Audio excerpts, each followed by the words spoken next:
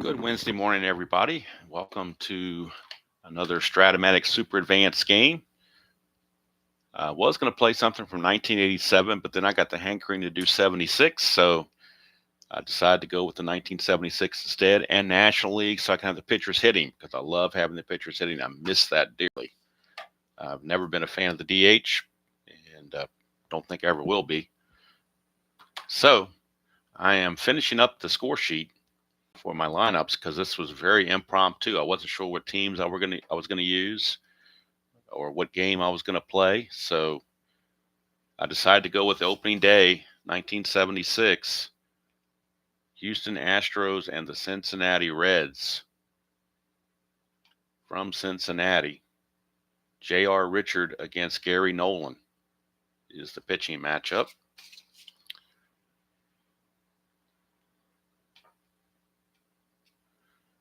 And let's see, 17 and a 17. Johnny bench.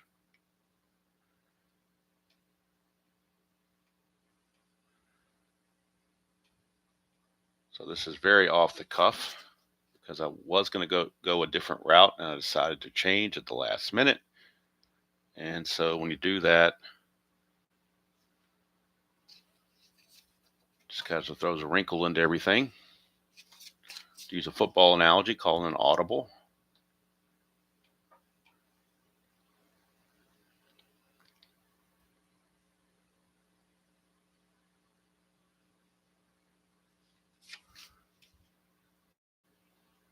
Almost done. We're very close.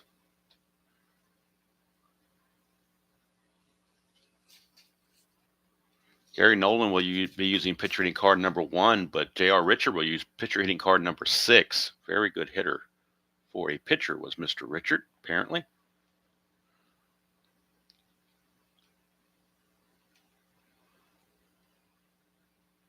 And I did look at Gary Nolan has an alternate run rating of 12, whereas Richard has a 10.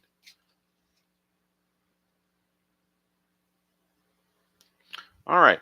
Hello there, Mr. Allard, and hello, Jeffrey. Good to see you, both of you. I was going to do the 76 Angels and Red Sox to mimic the radio game I'm going to put out tomorrow night, but I decided to go differently because I wanted to use the DH. I didn't want to use the DH is what I meant to say. I want the pitchers to hit. That's the whole point. All right, so this is opening day game that was played on, let's see here, what date was this? April the 8th, 1976 at Riverfront Stadium. Gary Nolan against J.R. Richard is the pitching matchup. Richard in 76 was 20 and 15, a 2.75 earned run average.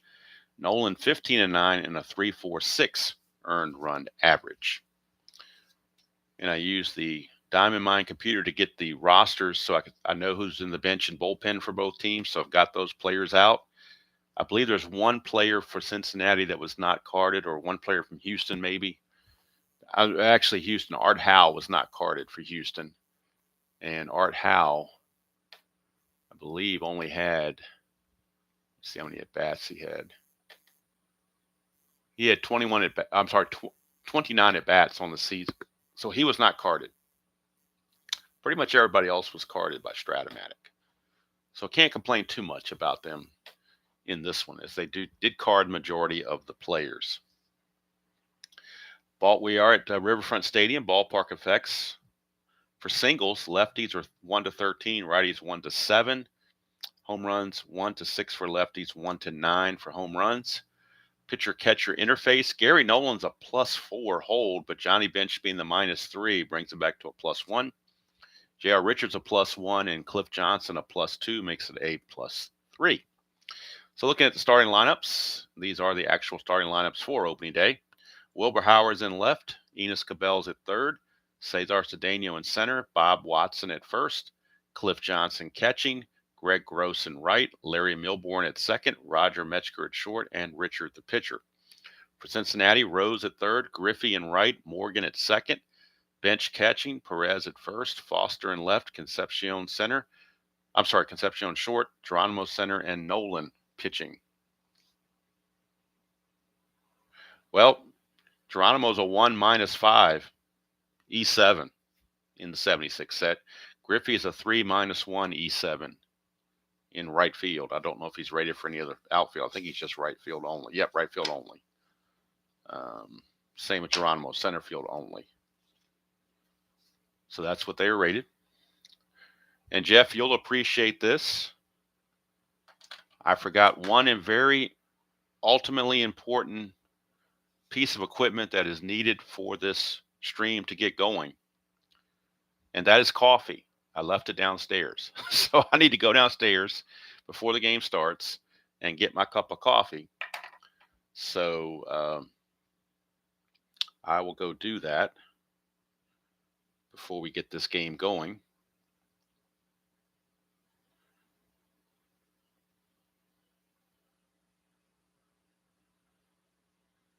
But I will leave you for a few minutes while I go get coffee with the picture of Tabby. Let me get this ring light off of here. Picture of Tabby with the Strat-O-Matic dice. Playing the Strat-O-Matic dice. He's trying to get into it with the dice. So I'll be right back. Let me get my coffee.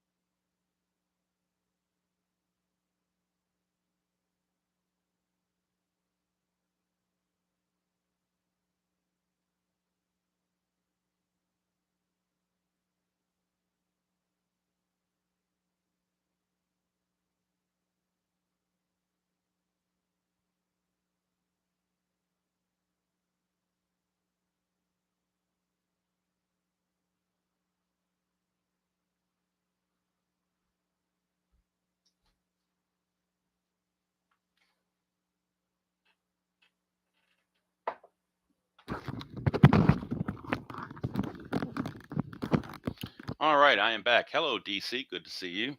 And I have my tools of the trade. Got to have this. Can't play a game without it. So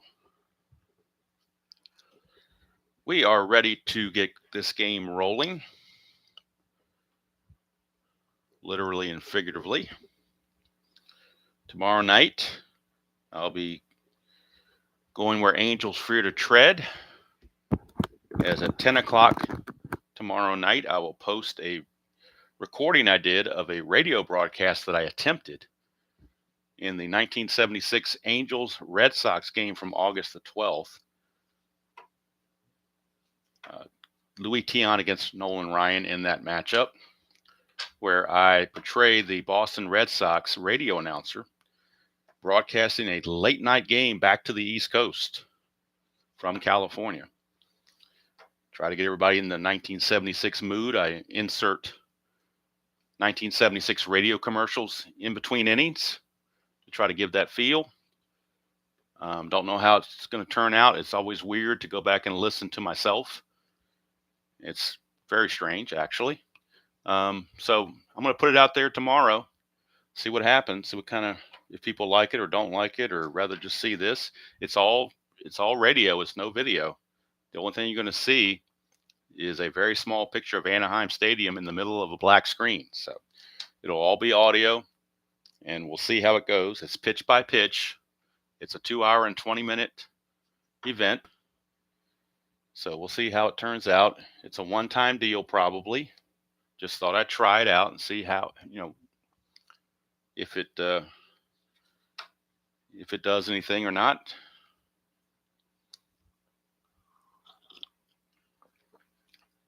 So, Gary Nolan, let's get this game going. Gary Nolan against Wilbur Howard, the left fielder. Most of these 76 players I know of. Wilbur Howard, I'm not that familiar with. I do remember the Astros in 76 had the multicolored uniforms that they wore, like rainbow-looking things. Home and road. They had the same uniform both ways, I think.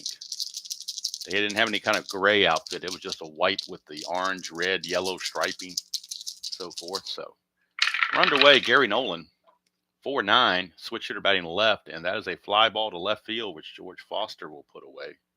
This is not a 1976 replay of any kind. I just wanted to pick a game, so I thought I'd pick opening day.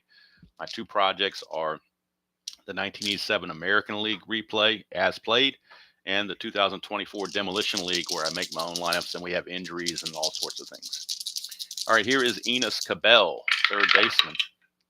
3-7, and that's going to be a fly to center field where Geronimo will haul it in. 2 up and 2 down, and speaking of center fielders, here's Cesar Cedeno. 1-6 for Cedeno, struck him out, and that's going to be strikeout number 1 for Gary Nolan. A 1-2-3 first inning for Mr. Nolan. Nolan was 15-9 with a 3.46 earned run average in 1976. Now, I know that Strat-O-Matic, I've heard when this set came out in 76, I heard they said the paper stock was pretty thin. It is thinner than the other seasons I got. It's a little bit thinner than 62. It's a lot thinner than 2024, but it's still, I mean, it's usable. I mean, as long as you're careful with it, don't rip, don't abuse them, they'll last. So, yeah, it's a little flimsy, but to me, it's a minor detail. All right, here's Pete Rose, Charlie Hustle. 3-11, and he's going to be hit by a pitch. Look at that, the very first pitch of the game of the season for Pete Rose. If I was playing a season replay, he would be hit by a pitch. What a way to start. So Pete Rose is plunked. To get a lead, needs 4 or a 5, but I don't think he's going to go anywhere. He stole 9 bases, got caught 5 times, but when you get the big red machine hitting behind you, I don't think you run yourself out of an inning. They will hold him on, though. They're not going to let him do carte blanche. And now there's havoc roll for Richard. Nothing happening. Richard, by the way, defensively is horrible. He's a 4.50. He's got a 10 wild pitch and a 2 balk. Here's Griffey. 5-8, and that is a ground ball second base X. That's going to be the second baseman, Larry Milbourne. He's a 4.30. He's not very good either. And look at the double die coming up low as usual. That's a guaranteed hit. 4 and a 5 is a single, just no matter how many stars he gets. He only gets 1. And that is a 13, and he is a 30. E30. There's a 12, a 15, 17, and 18, but no 13. So it won't be an error. It will just be a single. Rose will stop at second base, but the table setters are on for the Reds. And the big boys are coming up, Morgan, Bench, and Perez and Foster.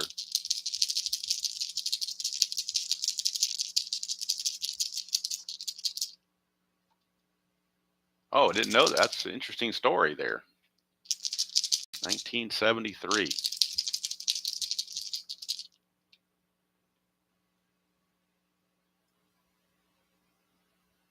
That's a sad event. Don't mix alcohol and firearms. That's for sure. All right, here's Joe Morgan. 3-11, and that's going to be a solid double to left field for Joe Morgan. There are no stars there, so Griffey has a chance to score also. He was the trail runner, so he was not being held. He's a 17, not being held makes him an 18. The double goes to left field in parentheses, so we're checking the left fielder Howard. He's a +2 arm. That's a 20, so that means he's going to score automatically. So a 2-run double from Joe Morgan, and just like that, they jump all over J.R. Richard, 2-0 in the early going on. And that'll bring up Johnny Bench.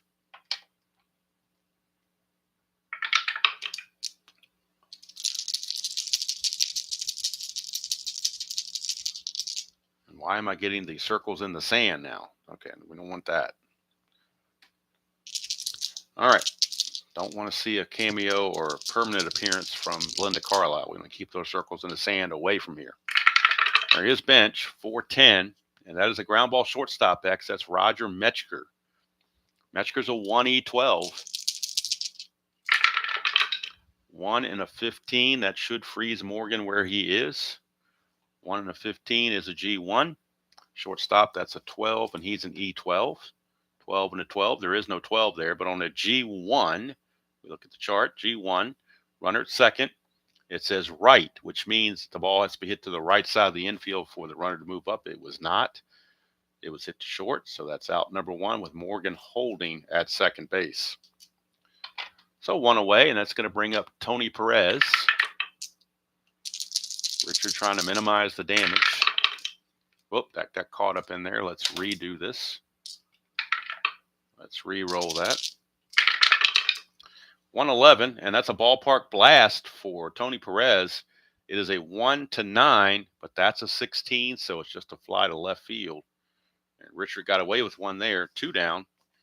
But the dangerous George Foster, the batter. First base is open, but I don't think you want to start walking guys in the first inning.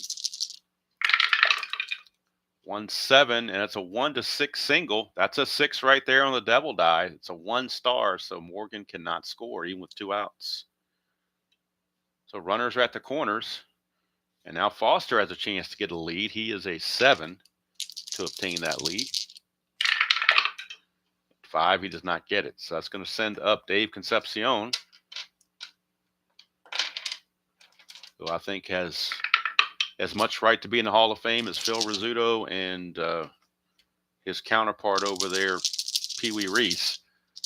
I think Concepcion runs circles around either one of those guys, and they're in the Hall. So why is he not in the Hall? Don't get it. 6-4, ground ball to short, and that's going to end the inning. But the Hall of Fame pretty much has turned into a joke nowadays. Who gets in and who doesn't. Always a lot of controversy. Some of it's almost more controversy about the people getting in that shouldn't be there than the ones that don't get in that should be there. But it's a lot of banter and a lot of conversation can be had. So I guess in a way that's a good thing. Here's Bob Watson. 4-6, and that's a trouble for Nolan. 1-12 is a double. That's a 10. So Bob Watson leads off with the double, and back come the Stros here in the top of the second. That'll bring up the power hitting Cliff Johnson. He was a much better DH than he was a catcher, that's for sure. Not very good as a catcher. 4 with a +2 arm and an E13. That's a 5-9, and that's going to be a ground ball to third. And that will hold Watson right there. Ground ball B. Let me just double check that and make sure. I don't think he goes anywhere. Pretty sure it's a C that only moves up, but I don't want to presume anything. I will double check it and be sure. Infield back, run on second. Ground ball B is a 6. Yeah, it has to be hit to the right side for him to move up. So Johnson is retired by Rose, and holding at second is Watson. And that'll bring up Greg Gross. DC, you could very well be right. They love the New Yorkers. If Concepcion had played for the Yankees, he probably would be in the Hall of Fame. In fact, there probably is no probably to it. He would be in the Hall of Fame. 2-7, and that's going to be a walk. So Greg Gross a walk. The tying runs are on, but now we're getting to the bottom of the order. Larry Milbourne. Don't know much about him. He's playing second base. He's a 4 E30. I know he's not very good. With a rating like that, 2-7, it's a fly ball to right field. That's 2 away. Watson could have moved up, but he's not going to test the arm of Griffey, who's a -1. And plus, there's 2 out. That was the second out. You don't want to make the third out. He's already in scoring position. The Cardinal rule is you don't make the third out at third base. So here's Roger Metzger, shortstop. 6-3, switch hitter batting left. That's a ballpark blast. Metzger, switch hitter, batting left-handed, needs a 6. That's a 13, so that fails. So he will just hit a fly ball to right field, and the inning is over. So Nolan pitches around that double and walk. We go to the bottom of the second. Still 2-0 Cincinnati. Richard back out will face Cesar Geronimo.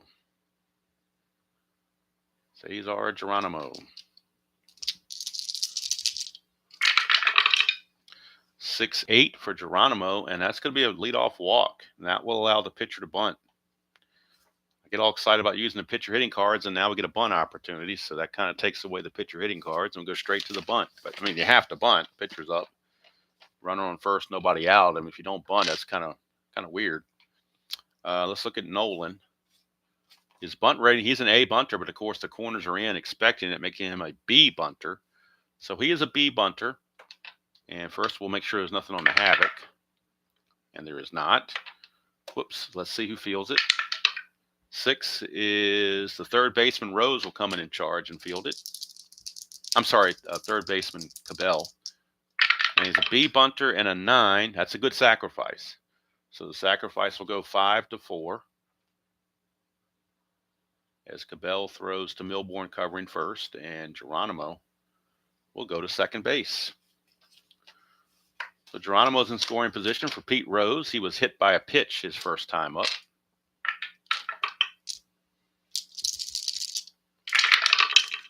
For 6, switch hitter batting left. That's a fly to center. That's 2 down. And it's going to be up to Ken Griffey. Richard to Griffey. 3-5, and that is a single to center field. Single to center field. Cedeno's arm, though, was a -4 in center field. So you got to be aware of that. Geronimo was being held, makes him a 15. 2 outs is a 17, but the -4 is a 13. That's still a 60% chance. So they're going to send him home, and Griffey would take second on the throw, but you got to try to get him at the plate. Can't just let him score carte blanche. So again, Geronimo 16 being held as a 15, 2 outs is a 17, -4 from Cedeno's a 13. 1-13, he scores. And he's out at the plate. Cedeno with a great throw. Nails Geronimo at the plate, 8-2. And that's going to end the inning and keep the Reds off the scoreboard. That -4 arm from Cesar Cedeno came into play and took care of business, keeping the Reds at bay 2-0. We will go, hello, Chuck. We will go to the top of the third. And J.R. Richard using pitcher hitting card number 6. Pretty good hitter there for a pitcher, I would say.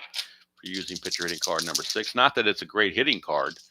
It's still a lot of strikeouts on there, but you can get an occasional home run on here.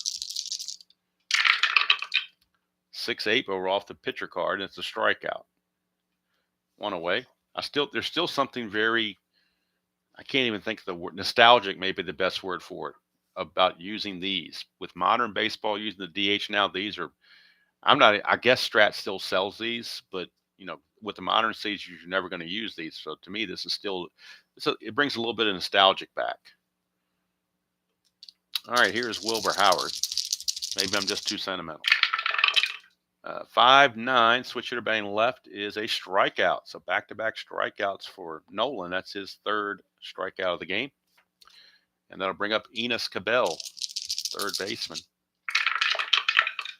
1-9, and that's a single to right field. Solid, safe single to right field. Clean.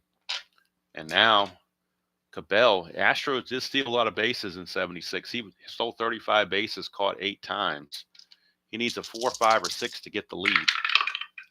Does not get it, so he will hold. And Cedeno steps to the plate. 3-3, and that's a ballpark single check. 1-7, but that's a 13, so he's going to line it to short. And that's going to end the inning. So the Astros get another runner on, but can't produce. We go to the bottom of the third, still 2-0 Cincinnati. J.R. Richard has fatigue of 8, and Gary Nolan has fatigue of 7, which is refreshing. When I played the demolition game last night, both pitchers have fatigue of 5. I think one of them actually have fatigue of 4. So it's nice to know that you can let a pitcher go 5 or 6 innings without worrying about it. Here's Morgan. He had a 2-run double his first time up. 2-7. He's going to draw the base on balls, and that means he's looking to run. Little Joe, 76 season for Little Joe. Stole 60 bases, caught only 9 times. So his lead, he needs a 2 through 5, an 11 or a 12. And with a +3 from Richard, it's going to be pretty much automatic if he gets the lead. That is a 7. He does not get the lead. Now, he still could try it without the lead. He would be a 15, -4 for being held. Makes him an 11. +3 is a 14. But I think with Bench, Perez, and Foster coming up, he's going to hang on there and not take that chance. Oh, cool, midlife. Hey, Joel. Good to see you. Yeah, I don't have anything ancient like that. I know Jeffrey had his from his '69 replay. Those Strat-O-Matic pitcher hitting cards that turned all gray, and they look well worn and whatnot. And I know he was happy to get new pitcher hitting cards from his last order, but well worn pitcher hitting cards are not a bad thing. Just saying. 5-5 for Johnny Bench, and that's a strikeout for J.R. Richard. That's his first strikeout of the game.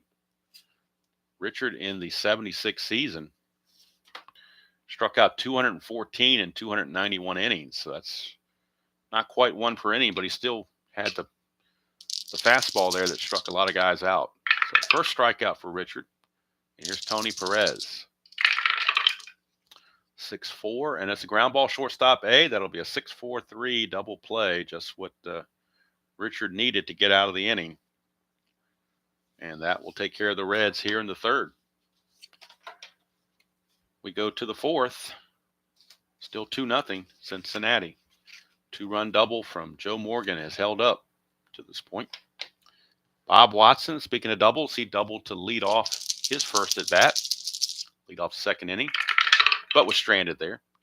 5-7 is a ground ball second base X. That's Joe Morgan. He's a 1. You know he's going to get to it.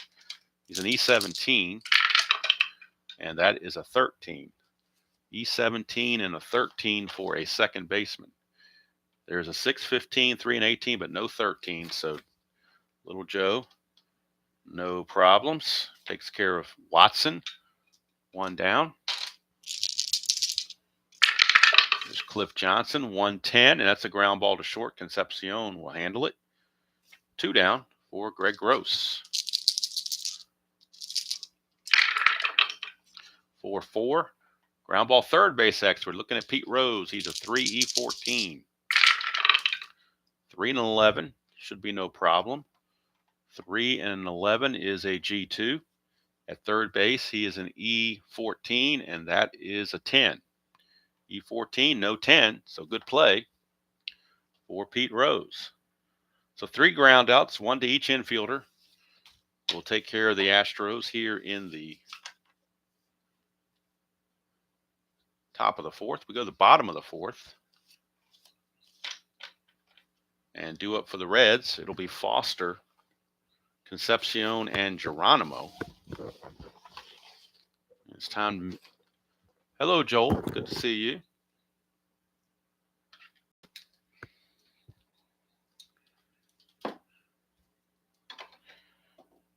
So bottom of the fourth, and it's time to get some coffee before it starts getting cool. I took the trouble to make the trip downstairs to get it before I started, so I don't want to sit here and not be consumed.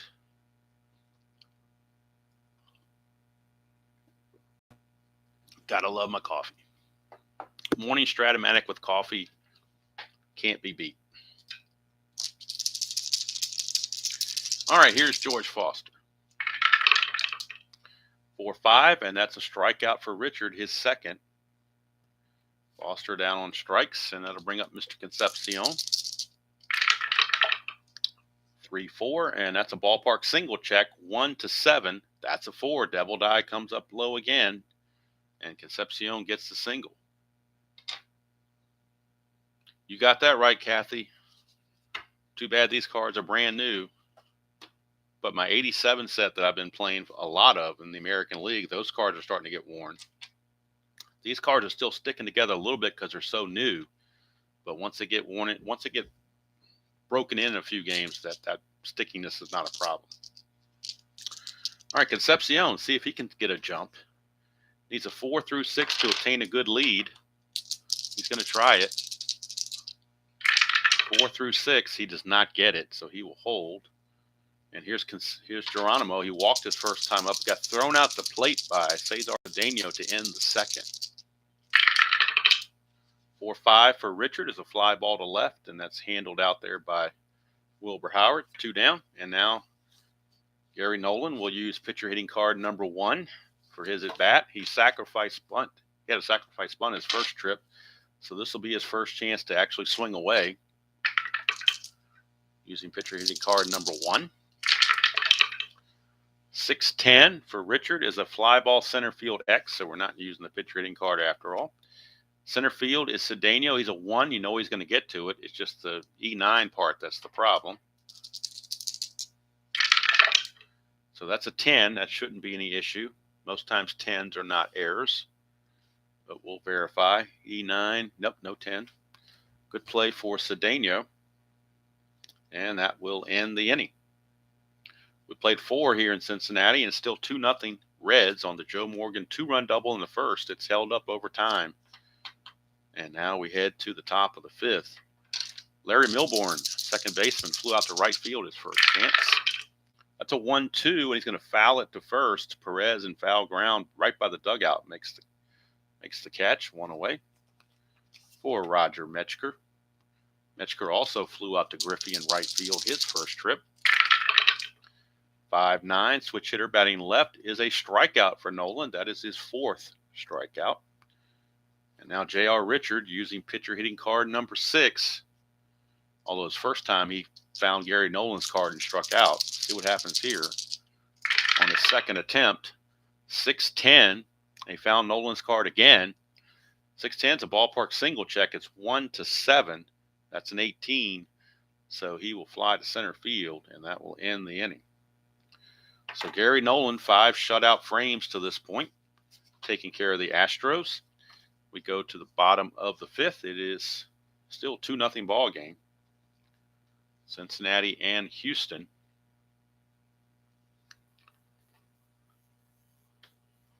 Leading off will be Pete Rose, top of the order for the Cincinnati Reds. It'll be Rose, Griffey, and Morgan against J.R. Richard.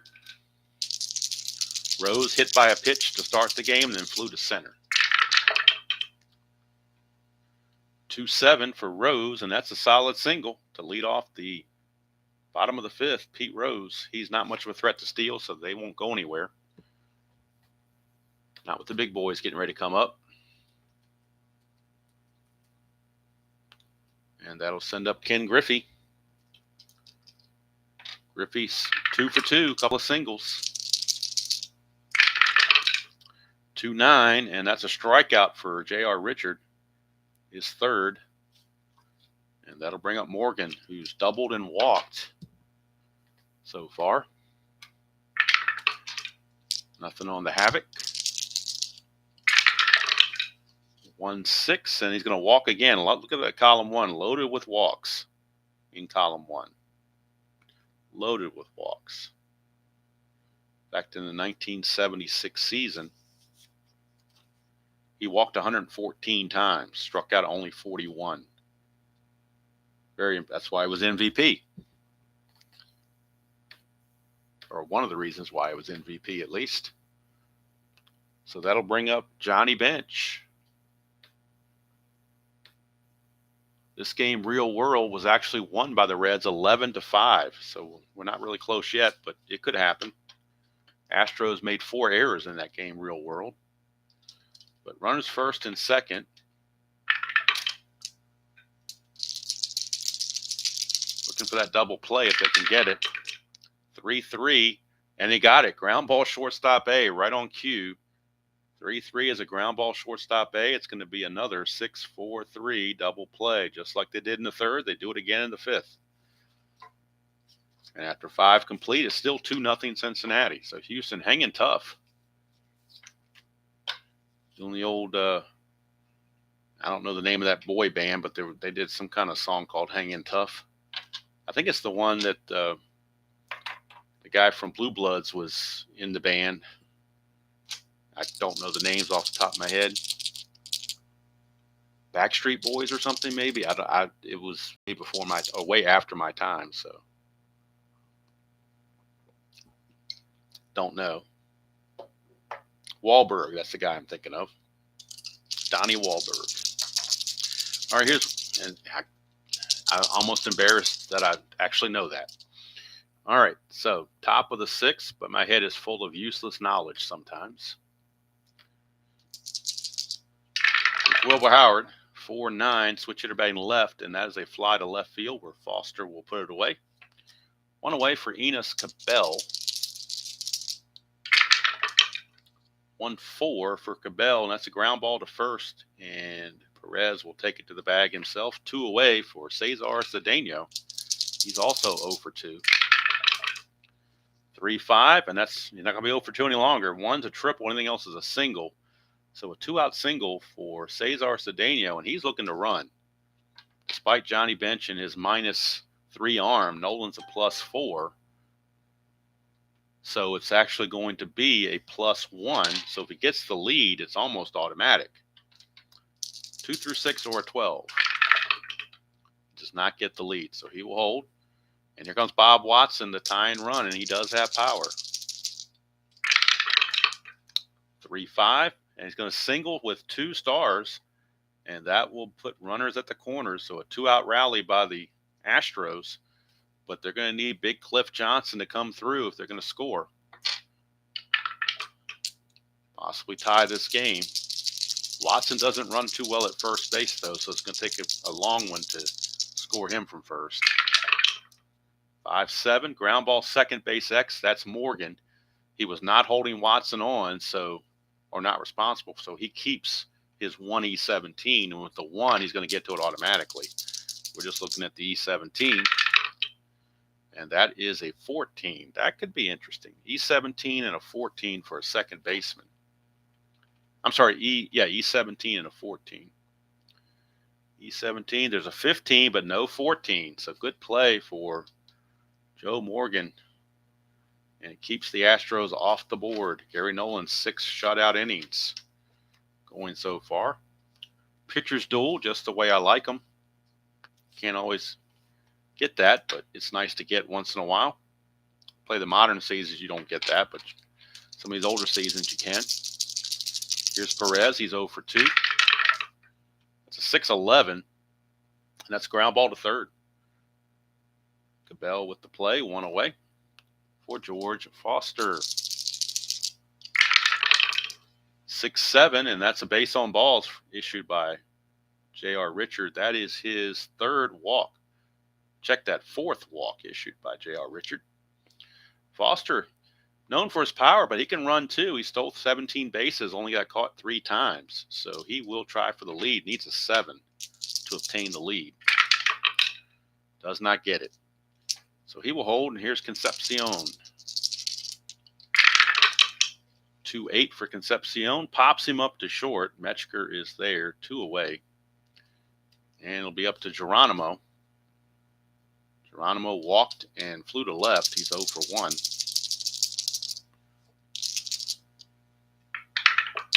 Nothing on the habit. 6-7, and that's another walk.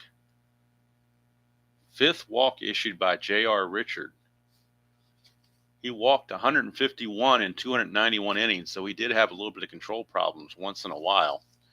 But he gets a break because the pitcher, Gary Nolan, is up using pitcher hitting card number 1. That's a 1. Chance for a wild pitch, and his wild pitch rating is a 10.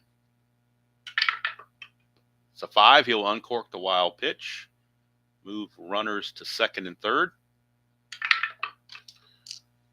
And now Nolan, if he gets lucky and gets a hit, can drive in 2 runs to help his own cause. 4-5. He does not. He strikes out to end the inning.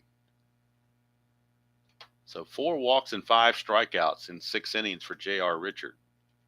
And right now he's still in the losing end of a 2-0 ball game. Go to the top of the 7th. 2-0. It'll be Gross, Milbourne, and Metzger, and they may pinch hit for Richard if they need to.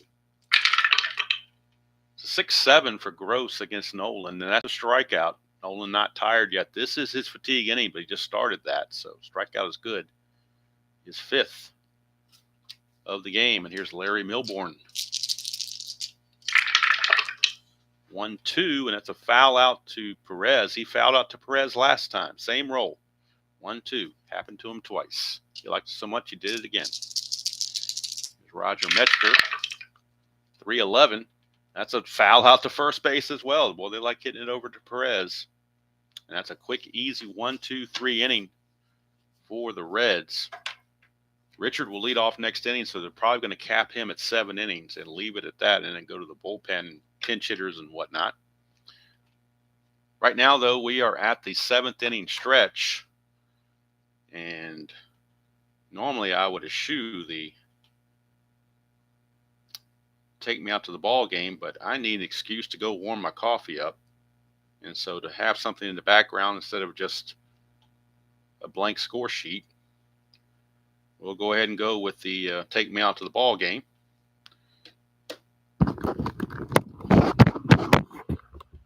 So I'll be right back.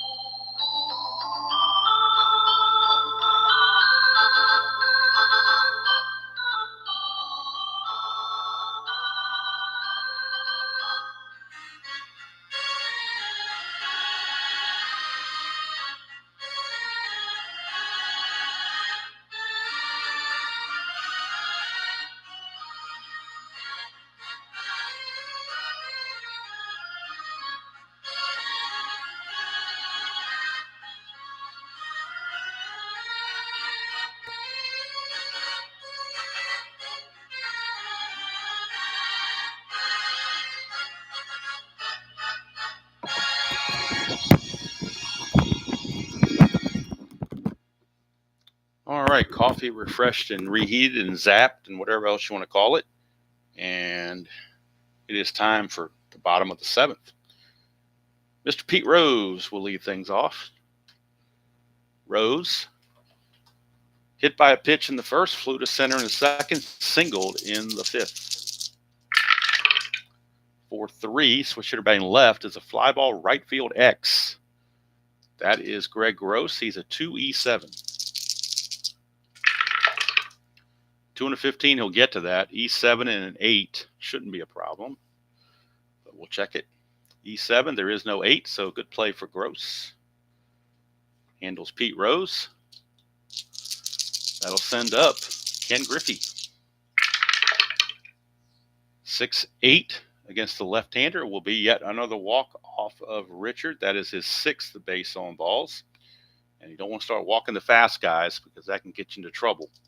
Griffey to get the lead is a 4, 5, or 6. 4, he gets the lead, but it's also a 1, so it's chance he could be picked off. Trying to get that lead. His secondary lead number is a 13. Reroll the D20, a 1 to 13, he gets back safely. 14 or higher, he is picked off. He gets back safely, but cannot establish a good lead now and will have to hold.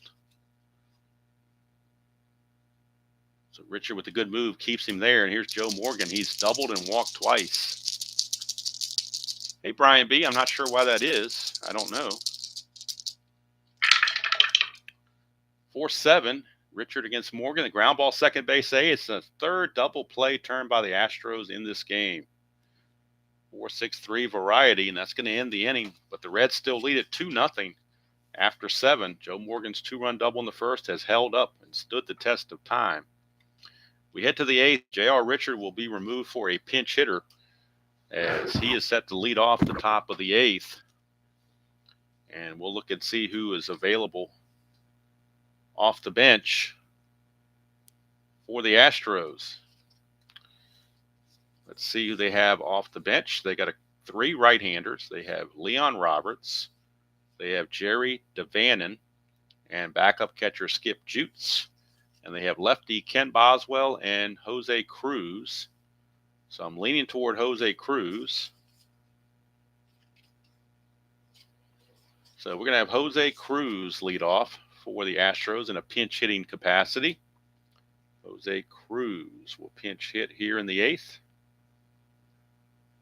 And then we'll figure out who the new pitcher is going to be for the Astros. It'll be Cruz, Howard, and Cabell. Top of the 8th, 2-0 Reds. Gary Nolan, nothing in his point of weakness inning. He's got full endurance going for him. That's a 4-7.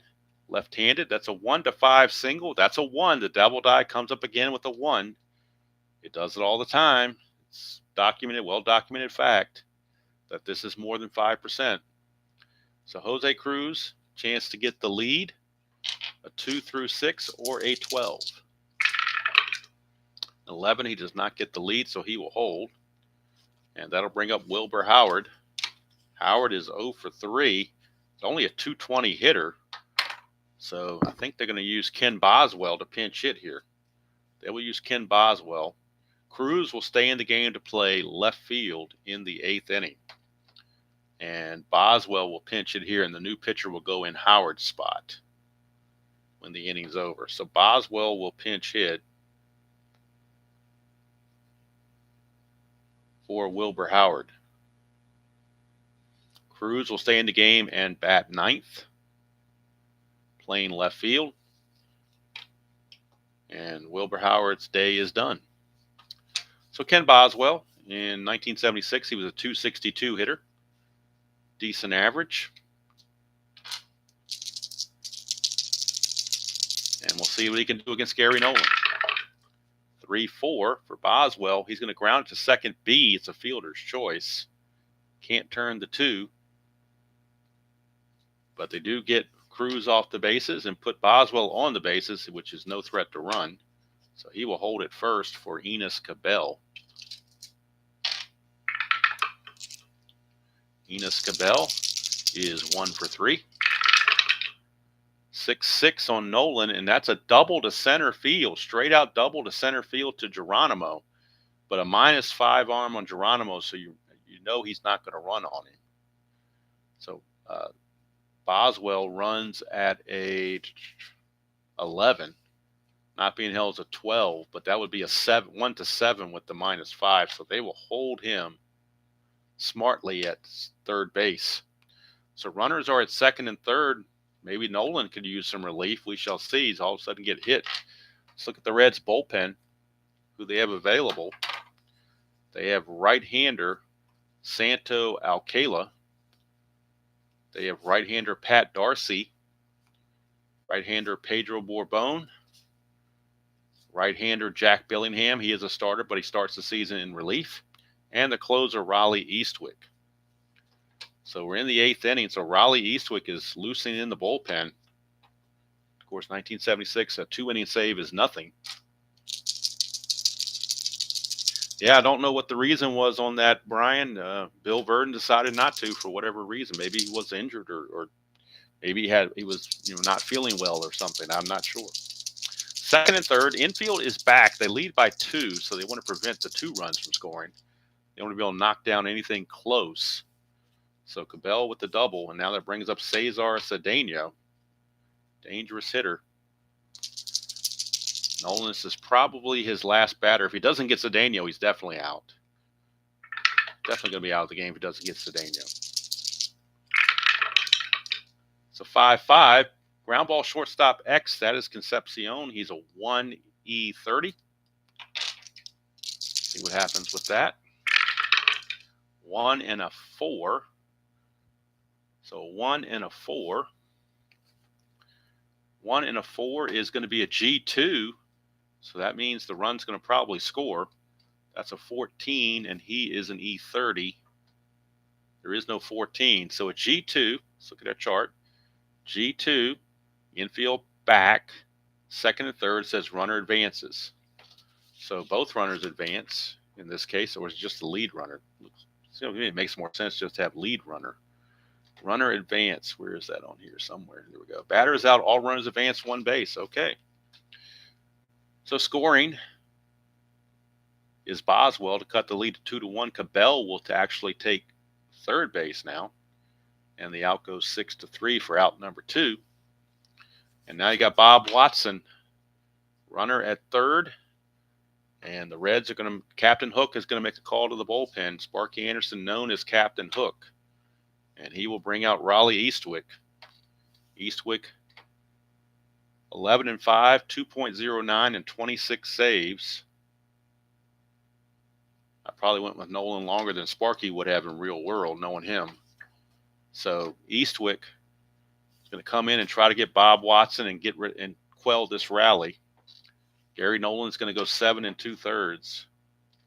He's going to give up 1, 2, 3, 4, 5, 6 hits. 1 run so far, but this run is his responsibility. He can win it, but he can't lose it. He could get a no decision. And he only walked Greg Gross. That was his only walk. And he struck out 5. So nice outing, all in all, by Gary Nolan. 2 outs, runner at third. Clutch situation, as is known to be said. Bob Watson in the clutch, though, will lose a couple hits. 1-7 and 1-10. He loses hits. That's a 2-5, and he's going to ground it to third. Pete Rose is there, and the inning is over. So the Astros get a run, but that's all they get. Raleigh Eastwick puts a stop to that. And now we go to the bottom of the 8th. The Astros will need a new pitcher as they went to the bullpen for J.R. Richard. We'll do the numbers on Richard. J.R. Richard goes 7 innings. He's going to give up 1, 2, 3, 4, 5, 6 hits, 2 runs. They were earned. He walked 6. That was one of his bugaboos. And he struck out 4. And now in the bullpen, the possibilities are Gil Rondon, Tom Griffin, who later went to San Diego, Joaquin Andujar. He splits time between starting and relieving, but he's in the bullpen for this one. Mike Barlow and Ken Forsch. And from the left side, Mike Cosgrove. So let's see who's coming up for the Reds. It is going to be Bench, Perez, and Foster, so we're definitely going right-handed. And Forsch is their closer. You really don't want to use your closer when you're down. But they might have to because the rest of the bullpen is not very good, and they want to keep the score tight. So on opening day, they'll go ahead and use Ken Forsch. Ken Forsch is in. He's a -5 hold, which counteracts the +2 from Johnson, making him a -3. And he will be facing Bench, Perez, and Foster. Bottom of the 8th, 2-1 now. Reds lead, but the Astros have tightened the noose a little bit in this ball game. 5-5, and that's a fly ball to right field. 1 away. And that'll bring up Tony Perez. Perez 0 for 3. Bench was 0 for 4 now. Middle of the order not doing it. 6-9, and that's a ground ball shortstop X. We are looking at Metzger. He's a 1 E12. You know he's going to get to it with a 1. Gets to everything. 12 and a 9. E12 and a 9 is no 9 there, so it's good play. 2 down. And George Foster, 1 for 2. Single walk and a strikeout. 3-8 for Foster, and he's going to get a base hit again. 2-out single for Foster. And he might be looking to run. He needs a 7. Red's looking for an insurance run. And he gets the 7, so he's going to go. 19, being held as a 17, -3 is a 14. 1 to 14, he's in there. And he's out. Wow, Cliff Johnson threw him out. Unbelievable. Didn't think he had it in him, but that evil devil die showed up as a large number, and that's going to end the inning. Concepcion will have to stay at the plate where he was. So we go to the bottom or top of the 9th, last chance for the Astros, last chance saloon, and it's going to be for the Astros, Cliff Johnson, Greg Gross, and probably a pinch hitter from Milbourne. Although he 248 hitter, he might be better than what's on the bench. We'll have to see here. See who these other hitters are. Roberts, 289, pretty good. Might go to Leon Roberts to pinch hit for Milbourne, even though he's right-handed. Yeah, Cliff not too good.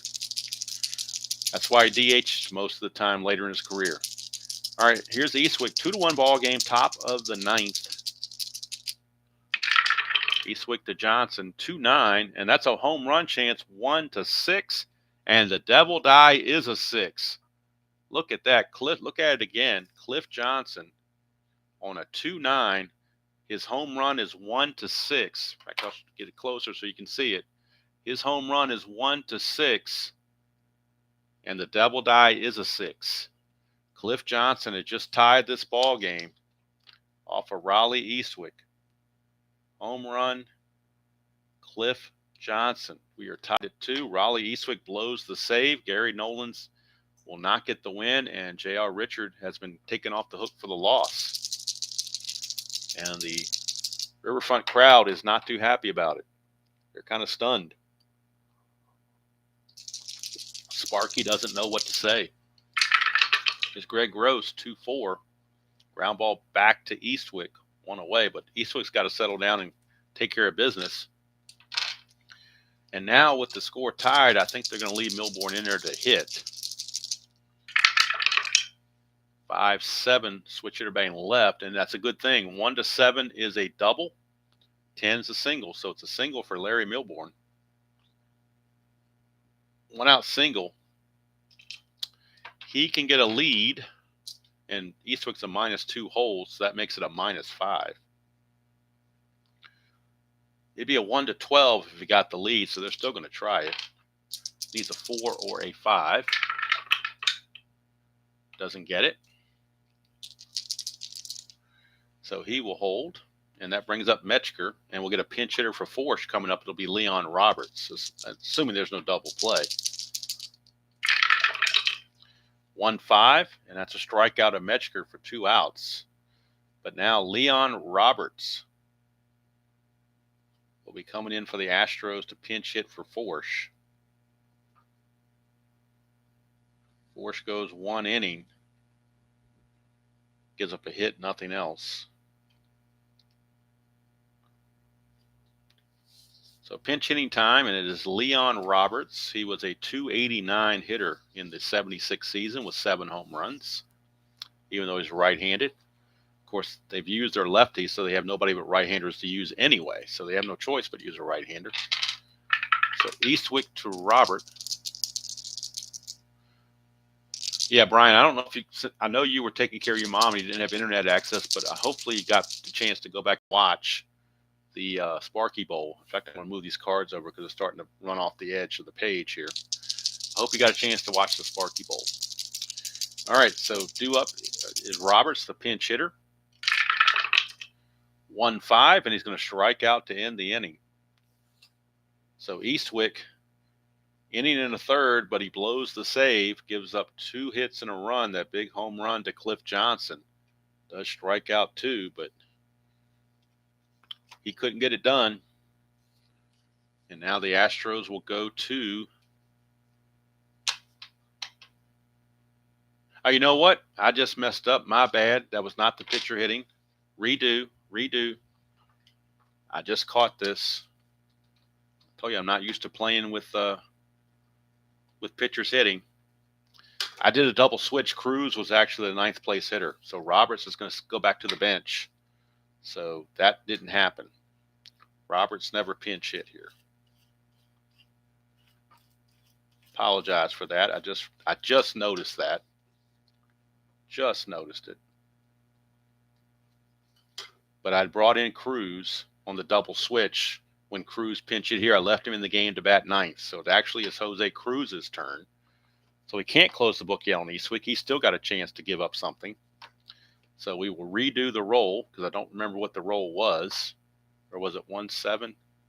I don't remember. So we're going to re-roll this. 4-6, and it's a fly to right. So out anyway, but just want to be correct on that. That was Cruz, not Roberts. Now the pitcher is on deck, so actually they can keep Forsch for another inning because he doesn't come up and he leads off the next inning. So they're actually going to use Forsch for a 2nd inning. Boy, that gets confusing, doesn't it? Hate when I mess something up like that.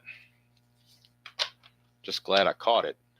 All right, we know for sure that Eastwick is due up here in the 9th, so we will get a pinch hitter for Eastwick.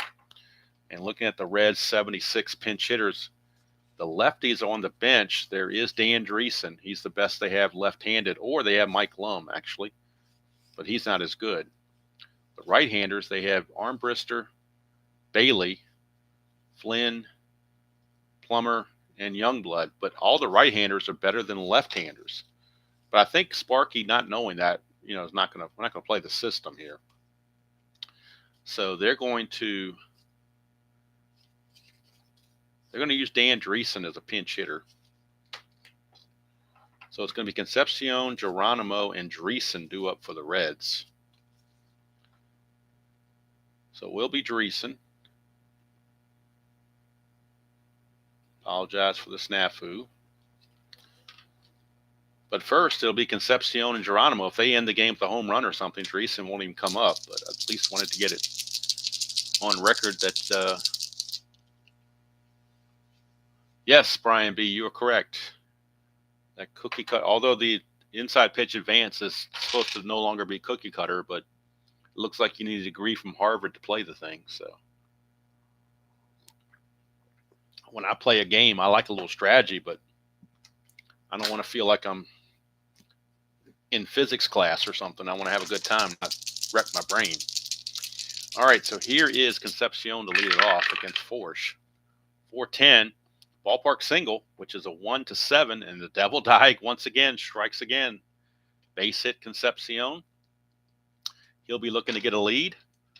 4, 5, or 6 will obtain that lead. He does not do it, so he holds. Here's Geronimo. C bunter. They could bunt with Geronimo, but boy, he's a 307 hitter. I'm not bunting with a 307 hitter. Sorry. 111, and that's a ballpark single check, and the Devil Die comes up again with a 4. Devil Die strikes twice back-to-back. And now we may have to revisit this Dreesen thing because we might be looking for a pinch hitter that can bunt. Eastwick is a B bunter. Could leave him into bunt maybe. But Armbrister is the best bunter. We saw that in the 75 World Series. Carlton Fisk found that out. So we're going to recall Dan Dreesen. He was not announced, so technically we can bring him back and save him for extra innings if it gets there. And my little eraser tape thing is not doing so well right now. There we go. All right, so it's actually going to be Armbrister. And his sole purpose is to bunt the runners over. And everybody in the ballpark knows it, which makes him a B bunter. So Forsch will be pitching to Armbrister, who is now a B bunter. It's a 5, so the 5 says it's going to be the first baseman, Bob Watson, to field it. B bunter, he basically needs a 9 or less. He gets a 6, and that's defense. All right. This could be interesting. Defense, batter drops a bunt, and the defense has the option of throwing the batter out at first or trying to throw the lead runner out. Well, it's in the bottom of the 9th and you're tied, runners at first and second. If you throw to third and don't get him out and the bases are loaded, what's the difference? You got to get that lead runner. So they're going to definitely go for the lead runner, I would think. Let's see here. Compute the lead runner safe range as running speed -4 plus fielder's defensive rating. All right, so the runner speed, Concepcion's speed, is a 17. -4 is a 13. And Watson's a 4. It makes it a 7. Oh, that's tough. 17. Man. With those odds, you know what? I think they're going to take the out. Sacrifice hit, 3 unassisted. And they'll just have to play the infield in. They had to get an out. Your chances of rolling 18, 19, or 20 are not very good. So you had to get the out there. The infield will come in. The outfield will come in. Everybody will come in. If I could come in, I would come in. But that's just the way it is. Pete Rose, sorry, fella, but you won't get to be the hero. They will give you the free pass, and they will pitch to Ken Griffey. With the infield in, bases loaded, infield in, bottom of the 9th. Tied at 2 apiece. Forsch trying to hang on. 4-4. That's a catcher X. Boy, that's terrible when you got Cliff Johnson as your catcher. This could be an end of the game pass ball or something. He's a 4E13. 4 and a 16. He might catch a break. 4 and a 16 for a catcher. 4 and a 16 for a catcher. 4 and a 16 is a P/, it's still a P/F, so it's possible that we got a pass ball coming up. That is a 16, and he is an E13. There's an error right there, so it doesn't matter. He's going to have an error unless it's a foul out. Let's see. PF is a foul out. Let's see here. All right, so it's going to determine on the wild pitch rating of Force. Wild pitch rating of Force is a 4. No wild pitch. So since it's not a wild pitch, it would be a foul out to the catcher, but it's going to be an error on Johnson. So it's a foul out error or foul error, and the batter is still at bat. So we got an E2 on Cliff Johnson on the foul. Griffey's going to stay at the plate. Infield still in, outfield still in. Another havoc roll. 5-9, struck him out. Big time strikeout of Griffey. 2 down, and it's up to Joe Morgan. Bases loaded, no place to put him. And he is really very, very good at drawing walks. So Force has to be careful. Bases are loaded, 2 down. 5-9, struck him out. So Kim Force comes back with a vengeance, strikes out the last 2 batters, and we are going to extra innings here in Cincinnati. Do the numbers on Force. He gave up 3 hits after all in 2 innings. He walked 1, which was intentional, struck out 2. And we are going to extra innings, and Force will be pinch hit for because he is set to lead off the inning. And the Reds will need a new pitcher. And they will go to right-hander Pedro Bourbon out of the bullpen. Bourbon, 4-3, 3.35 earned run average and 8 saves. Says he had a start. I don't remember him starting before, but I guess he did. They wouldn't put it on there if he didn't. He's an E0, so that's a -3. And I know Brian B is probably saying this is rigged, but can't help that. It's just the way it turned out. So pinch hitter coming up for Houston, and now Leon Roberts will get a chance to bat, like I thought he was going to do earlier, till I got messed up. So he's going to pinch hit in the 10th, and then the Astros will need a new pitcher for themselves in the bottom half. So it's Roberts, Cabell, and Cedeno due up against Pedro Bourbon. Top of the 10th, tied at 2. The Astros have come all the way back to tie it. 1-5 for Roberts, struck him out. Roberts is gone. That'll bring up Enos Cabell.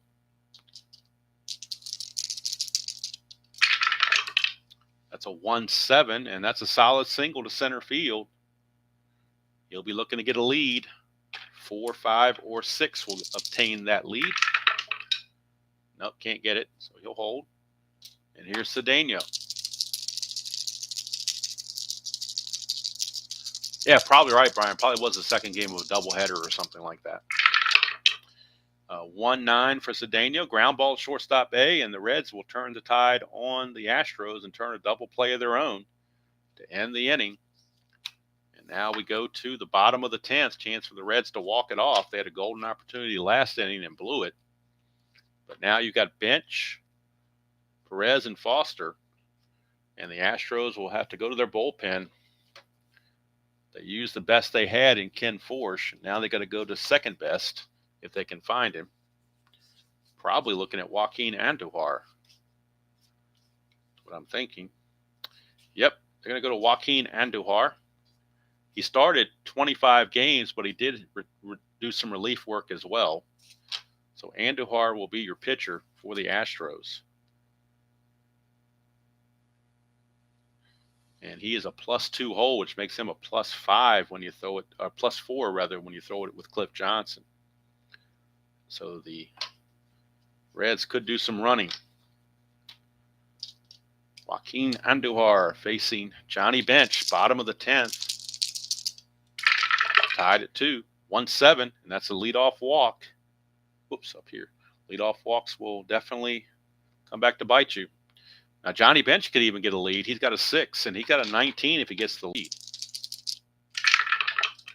He does not get the lead. He will hold. And here's Perez. Normally you'd bunt here, but not with Perez. 4-8, and that's a 1-14 single. Devil Die says it's a 6. We got first and second, nobody out. This is looking eerily familiar to last inning. You're certainly not going to bunt with George Foster, that's for sure. Oh, thank you, Andrew, for that. I'm assuming he just had the one start. I think that's what it said, one start. Yeah, so he started in July. It wasn't a doubleheader. Maybe they needed maybe one of their starters was hurt and they just didn't have time to call up a reliever, so they had to do a bullpen day. That's happened many times. Andujar to Foster, 5-7. That's a single to center field, but I think they're going to hold bench up because, again, Cedeno, that -4 arm, and no sense having somebody thrown out like that. So the Reds now have the bases loaded, nobody out, infield in, outfield in, I'm in, Tabby's in, everybody's in, nobody out. Concepcion, the batter. Andujar looking to give it away right here. 1-8, and he gets him to pop it up to short. Infield fly rule. Boy, what a bad break that was. And now it's up to Geronimo. And Bourbone's on deck, so they'll need a pinch hitter if it gets to him. They would go to a pinch hitter, probably Bob Bailey, I imagine. Or Mike Lum, either one. So here is the pitch to to Geronimo. 3-5, struck him out. Boy, what a Houdini act this is by Andujar. But now he's got to deal with the pinch hitter, and it's going to be Bob Bailey. Bailey will get the pinch hitting call. He hit .298 on the 76 season. So Bob Bailey. Bailey will get the call. Bases loaded, 2 outs. It was bases loaded, nobody out. And now Andujar has fought his way back to 2 outs. The infield can go back to normal. 2. He's got a balk rating of 9 if it gets to that, and Cliff Johnson has a pass ball rating of 8 if it gets to that. The game could end that way. It's a balk chance. 1-9, Cedeno, we could have a walk-off balk. I don't think I've ever had a walk-off balk before, but there's a chance right now. Andujar, look at it closely here. Andujar's balk rating is a 9. So if we get a 9 or less, it'll be a walk-off balk. 17, he does not balk. So now Bailey's got to earn it. Bases loaded, 2 outs. 2-9, and he struck him out. Unbelievable. The Reds had the bases loaded, nobody out, and could not score. A pop out and 2 strikeouts in the inning. And we are going to the 11th. And the Reds will need a new pitcher because they pinch hit for Bourbon. Coming up for the Astros, 2 righties and a lefty, so I'm assuming they will go to a right-hander out of the bullpen. And they may very well go to Jack Billingham. Might be the best they have out there. Looking that way. Yep, Jack Billingham it is. He can give him some length at least. He's normally a starter, but he starts this off as a relief pitcher. He doesn't start for a while. So he's got time to pitch in relief. It's a +1, and it makes him a -2.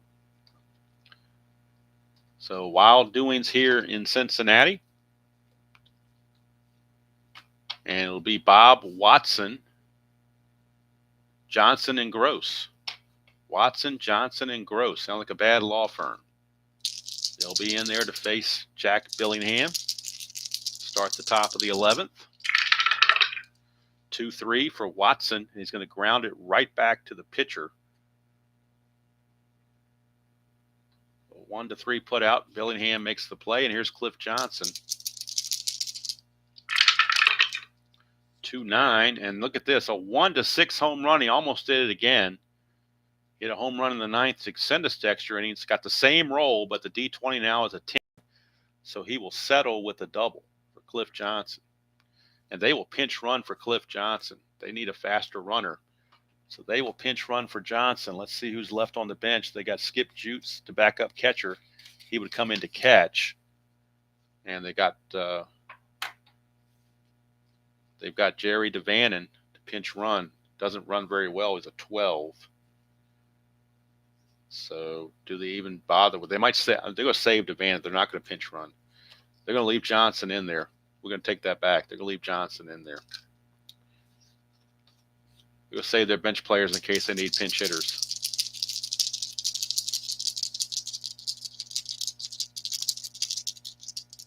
All right, now Billingham to Greg Gross, the lefty. Runner on second. Johnson does not run well. It is not being held. 1-7, ground ball to second. That'll get Johnson to third. But now there are 2 away. It's going to be up to Larry Milbourne to get him home. Milbourne is 1 for 4.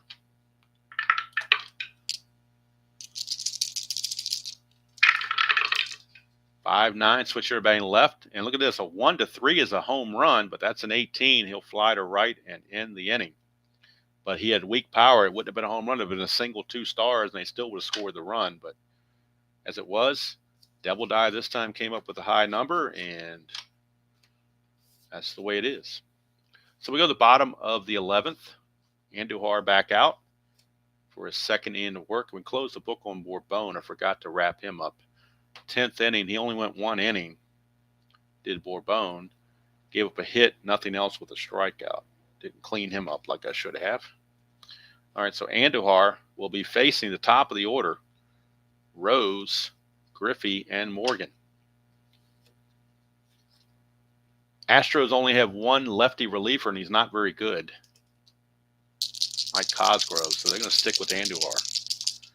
Switch hitting Pete Rose. Reds have to feel snake bitten. Had bases loaded twice in the last 2 innings. This one they had it loaded with nobody out and still couldn't score. 1-9 is a leadoff walk to Rose. Here we go again. As Yogi would say, it's deja vu all over again. Pete Rose is going to try for a lead because it's a +2. It's a +4 overall. So if he gets the lead, it'd be a 1-15. So he's going to try for that 4 or a 5. Does not get the lead, so he holds. And here's Griffey. Now, Griffey is a B bunter, so they will bunt with Griffey. He becomes a C bunter because the Astros are definitely looking for it. So a C bunter. The bunt will go to, let's see who it's going to here. It's a 5, so that is going to go to the first baseman, Bob Watson. He's a C bunter, so we're in this category here. Basically needs an 8 or less on these D6s to have a good bunt. A 2. It's a good sacrifice. So job done by Griffey. Sacrifice hit. Goes 3-4. Rose going to second base. He is the winning run. Now they will walk Joe Morgan intentionally to set up a double play. But now if you're the Reds, you still got Bench and Perez, 2 big hitters to try to drive home the winning run.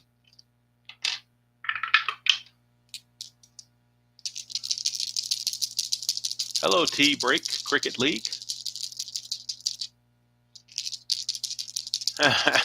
That's pretty good. Gotta like that. 1-3 Bench. Ballpark blast. He could walk it off. It's a 1-9, but the Devil Die this time says 15. It's just a loud out to left field or out number 2. The Reds they get to the precipice of winning the game. It just can't cross over the threshold. Now they're up to Tony Perez in the clutch. I always thought he was a pretty good clutch hitter, but Strat-O-Matic is rating him anti-clutch in this season. He loses a hit on 112 and 2-2, but I always thought traditionally he was a good clutch hitter.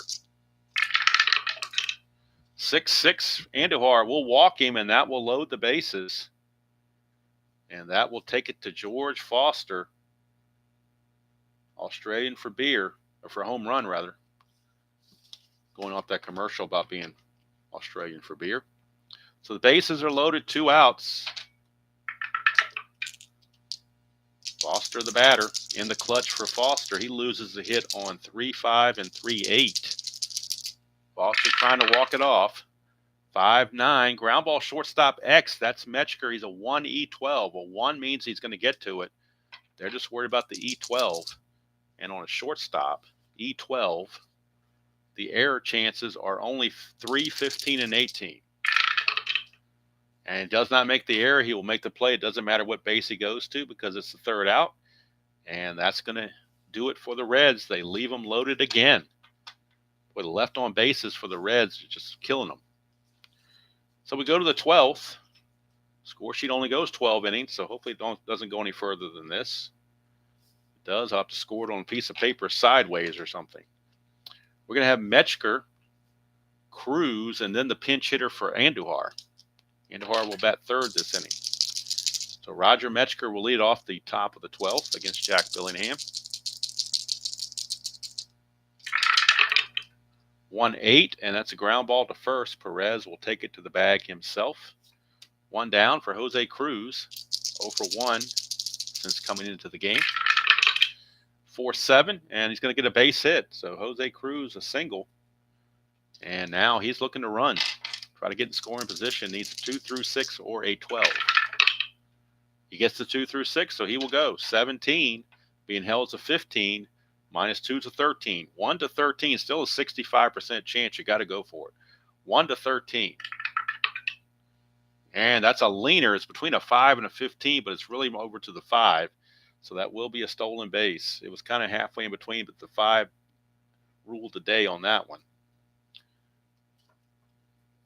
And now he's at second base as the go-ahead run, and the Astros will lean to a pinch hitter, and they will lean to Jerry DeVannen, 290 hitter, backup infielder.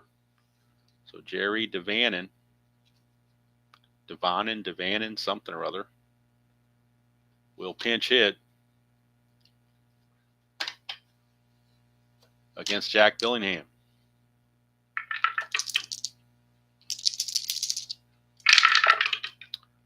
5-9, and that's an in-home run chance. 1 to 16, that's an 8. But DeVannen has weak power, but it's still good enough for a base hit that will give the Astros the lead. The 2-star single, scoring is Cruz. Astros lead it 3-2. Sparky not happy. Here's Enos Cabell.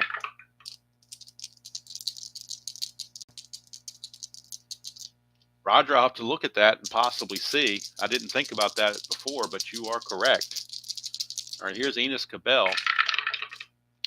3-9, and he struck him out. That's out number 2. DeVannen, who's on first, is no threat to run whatsoever. He does run at a 12, so it's not bad, but his steal rating is terrible. So here is Cedeno. Looking ahead to the 9th for the Reds, it'll be Concepcion Geronimo and a pinch hitter for Billingham. 4-2, struck him out. But the Astros pick up a run in the 12th. We go to the bottom of the 12th. Need a new pitcher for Andujar.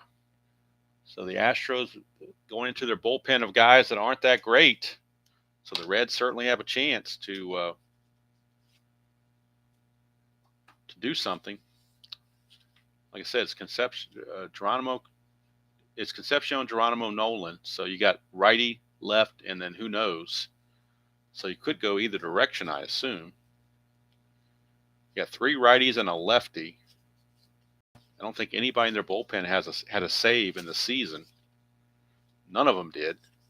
None of them had real-world saves, so this will be the first save if they get it. But boy, who do you go to? You got lefty Cosgrove, 5.52 ERA. Barlow, 4.50. He looks like, well, Tom Griffin's 4.10. And Rondon's a 5.70, so I'm going to just by default go with whoever has the best ERA, and that's Tom Griffin. He gets traded to San Diego later, but his combined card with Houston and San Diego, he's 9-6 with a 4.10 ERA, 13 starts, but he did have relief ratings, and he did relieve in the early part of the season. Looking ahead at the Reds bench, they've used Armbrister and Bailey, but they still have Dan Dreesen in reserve. Remember, I was going to use him, but we used Armbrister instead to bunt. So Dreesen is available to pinch hit. So it will be Dreesen that will pinch hit. First will be Concepcion and Geronimo, but Dreesen is on the on-deck circle, getting loose. So Tom Griffin, let's do the numbers on Andujar before I forget. Andujar went 2 innings. He gave up. He walked 4. One of them was intentional. So that's been 11 walks by Houston in this game. 2 strikeouts, 2 innings. He gave up two hits. and no runs. All right, so we got Concepcion, Geronimo, and Dreesen due up for the Reds here in the bottom of the 12th. They trail it 3-2. They led 2-0 after 1, but the Astros have shut them down the rest of the way. And we'll do the numbers on Billingham before I get going as well. He went 2 innings. And I don't want to do this later. 3 hits and the run. 2 strikeouts, no walks. All right. Now we're all set. Concepcion. 410 off of Griffin. That's a ballpark single check. It's a 1-7. Double die, those a 14. Fly to center, 1 away. Here's Geronimo. 4-6, and that's a base on balls. So Geronimo is on. Griffin's a +3, so that's going to make it a +5. Makes for good stealing chances here. So Geronimo's going to try to get the lead, a 5 or a 6. Does not get the lead, he will hold. And here's Dan Dreesen, pinch hitter. Dreesen hit .247 in the 76 season. Dan Dreesen.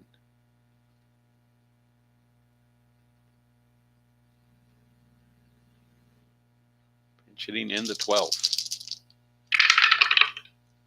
4-7 is another walk.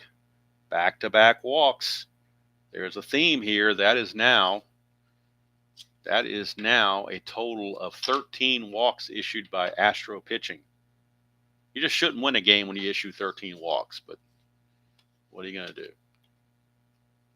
All right, so first and second with 1 out, and Pete Rose, your batter. Griffin trying to find the strike zone for a change.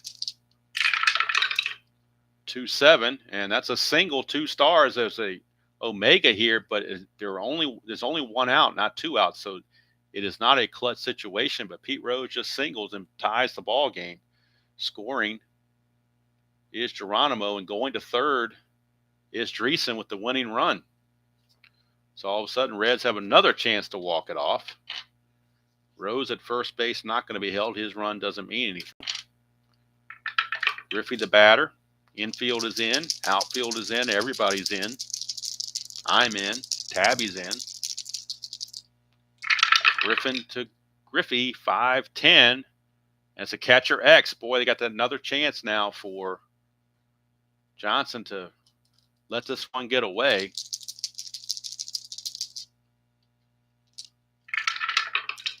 That's a 10. 4 and a 10 is probably another one of those possible pass ball thingies. 4 and a 10 is a P/P. So I think it might be a possible pass ball or wild pitch or something like that. That is a 14, and he is an E13. E13, there is no 14. He missed it 15, 16, 17, and 18, but no 14. So we go to P/P, which is what we found out the first time. P/P, where'd you go? P/P with runners on base. All right, again, we're going to the wild pitch rating to see if a pass ball occurs, but this time Griffin has a 17 on his wild pitch rating. If we roll a 1-17, it's a wild pitch. I'm sorry, it's a pass ball, and the game will be over. 1-17 is going to be a walk-off pass ball. 18-20, the game continues. It's a 12, it's a pass ball, and the ball game is over. Johnson letting get past it, and that will do it. The Reds struggle, but managed to pull it out with 2 runs in the bottom of the 12th on a walk-off pass ball that scores pinch hitter Dan Dreesen. And the Reds get the win. Billingham actually gets the win on this. Griffin will take the loss. Griffin is going to go a third of an inning, but those walks did him in. 2 walks and a hit. So totals for the Reds, 4 runs. They do it on 12 hits. I don't believe either team made an error. And of all this craziness, I don't see any errors that were made. The Astros, 3 runs, and they do that on 11 hits and no errors. Again, winning pitcher Billingham, losing pitcher Griffin, a walk-off pass ball. And the Cincinnati Reds blew it in had chances in the 9th and 10th and 11th to win it, blew them all, but they come through in the 12th with a walk-off pass ball by pitcher Tom Griffin. And the Reds scored 2 in the bottom of the 12th to defeat the Astros by a score of 4-3. So I had fun playing the 1976 season. Like I said, this is not a season replay. I just wanted to pick a game to play that had pitchers hitting and decided to go with this one. And it turned out to be a decent choice, I guess. Nice game. Nice, exciting game. Wasn't a blowout. Had some good pitching, except for the fact the Astros issued 13 walks. That was their undoing as a staff. 13 walks were issued. The Reds only issued 1 walk. Tonight, around 9 o'clock or so, will be the Demolition League.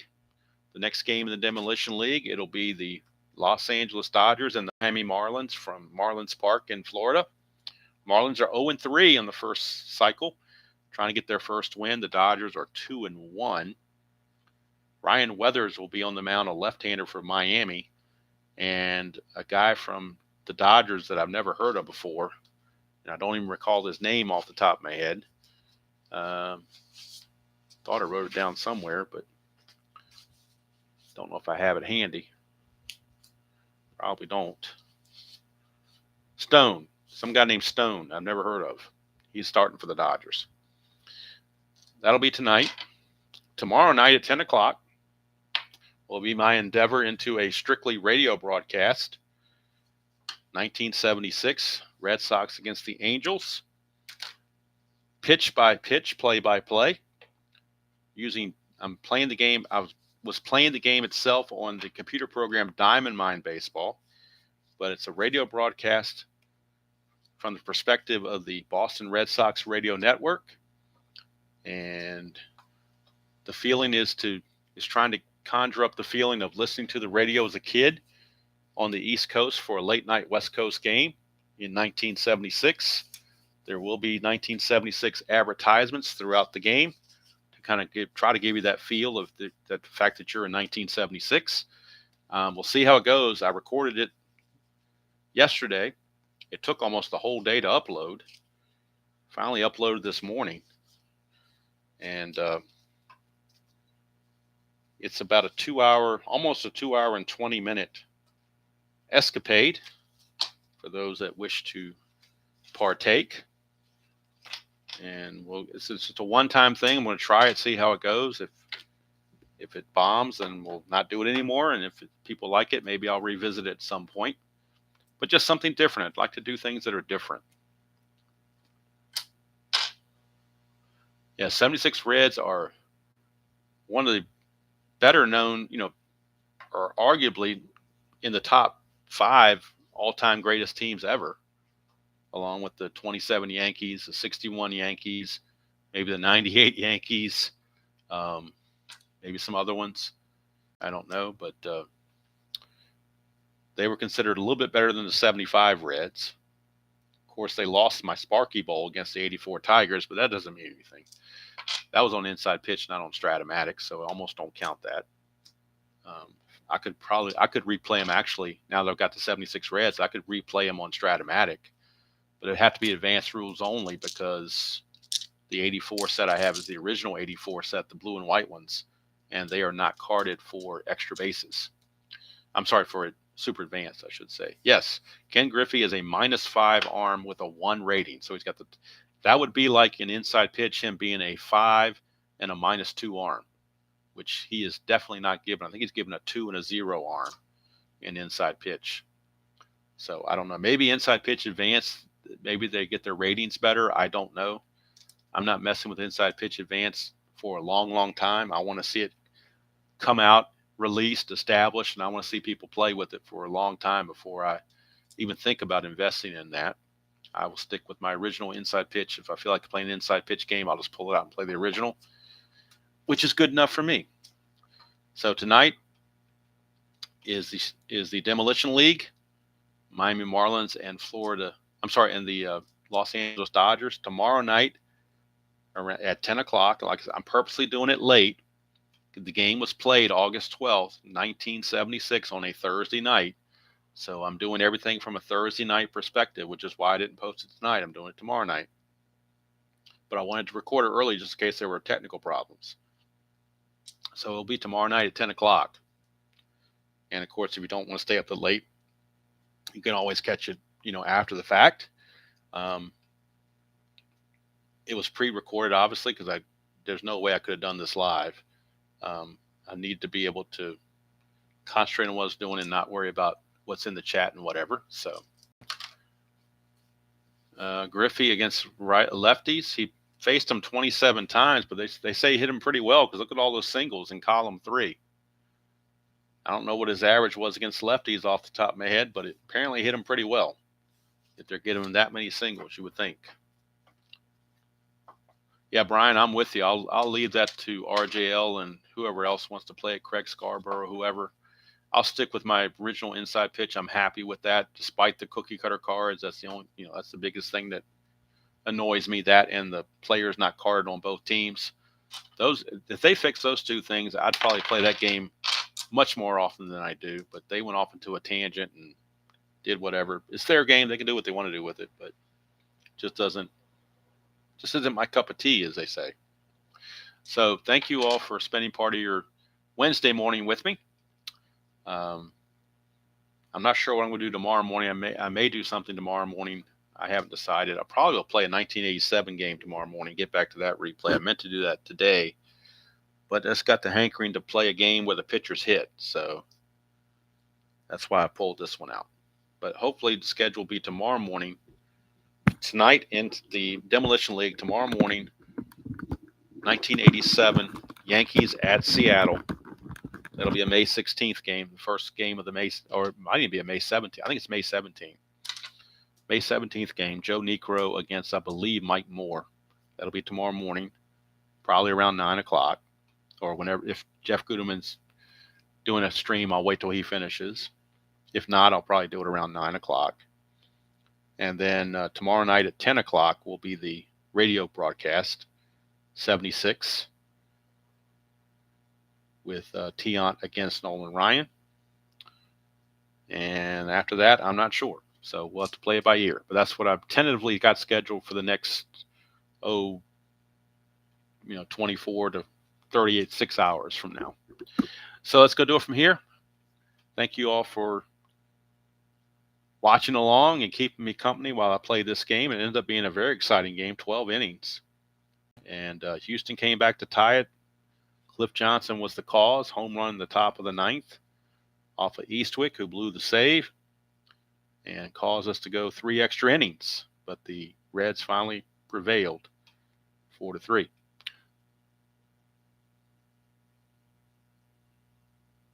I'm sure he is midlife, and if he's limited, if you don't have about 50 at bats against lefties, they're not going to card him against lefties, which I think is totally ridiculous, but that's just what they do. And that horse has been beaten so many times, I don't think he can still stand up. So, all right, I'm going to get going and get some things done around here. I do appreciate you guys keeping me company. I'm not sure if Uncle Ron has something going on at noon or not, or somebody else has a game going on. I know Spokane Steve will have a game usually at 4:30 Eastern. In his 1966 replay, he's, in my opinion, Strat-O-Matic Spokane Steve has the best presentation. That's just my opinion. Somebody can change my mind, but the way he does his game is from his penmanship to his presentation, he's just very laid back and just. I think he's has his little cat there, Mookie, and just has a great old time playing the 66 season, one game at a time, just plugging along, and just has a great time doing it. And he's very consistent every day at 4:30 usually, unless something comes up. So enjoy watching his stuff. Enjoy watching Mr. Guterman's Strat-O-Matic channel as well. Like I said, I'm on ever since I did that Strat-O-Matic Good, Bad, and Ugly, I've just kind of fell in love with Strat-O-Matic all over again. So I'm really focusing on Strat-O-Matic for the most part. Every Saturday I still do the season ticket game for the NBC Game of the Week because I started that project and I want to finish it with season ticket. And it's I don't have Strat-O-Matic doesn't have the 78 set for me to use, so I've got to use season ticket. So I'll stick with that. But otherwise, everything else on this channel for a while is going to be Strat-O-Matic baseball. So until next time, enjoy playing whatever game you choose to play, however you choose to play it, and I will see you all down the road.